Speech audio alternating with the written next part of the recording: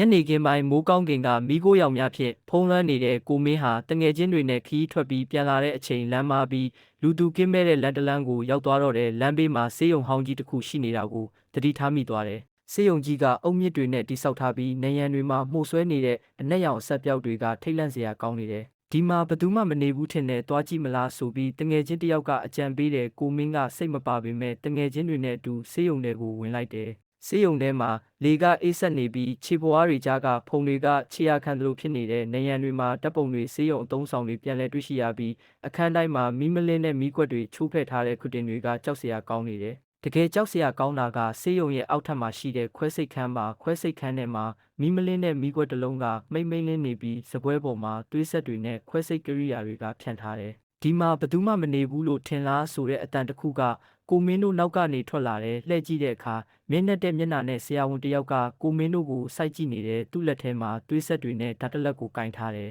ကိုမင်းတို့အုပ်စုကထွက်ပြေးဖို့ကြိုးစားတဲ့အခါဆေးရုံရဲ့တကားတွေကရုတ်တရက်ပိတ်သွားပြီးအနီရောင်မီးတွေကလင်းလက်လာတဲ့ဆရာဝန်ကကိုမင်းတို့ကိုနောက်ကလိုက်လာပြီးဒီမှာလာပြီးကုသမှုခံယူပါဆိုတဲ့အတန်နဲ့ရေမောတန်တွေကနေရန်တွေကနေပဲ့တင်ထွက်လာတယ်ကိုမင်းတို့အုပ်စုကကံကောင်းစွာနဲ့ဆေးရုံရဲ့နောက်တကားတစ်ခုကိုရှာတွေ့ပြီးထွက်ပြေးနိုင်ခဲ့တယ်။ဒါပေမဲ့ပြန်လှည့်ကြည့်တဲ့အခါဆေးရုံကြီးကပျောက်ကွယ်သွားပြီးလမ်းမှာဘယ်သူမှမရှိတော့ဘူး။ဒီနေ့အထိကိုမင်းဟာညဘက်အိမ်မက်ထဲမှာဆေးရုံကြီးနဲ့ဆရာဝန်ရဲ့မျက်နှာကိုမြင်နေရဆဲပါ။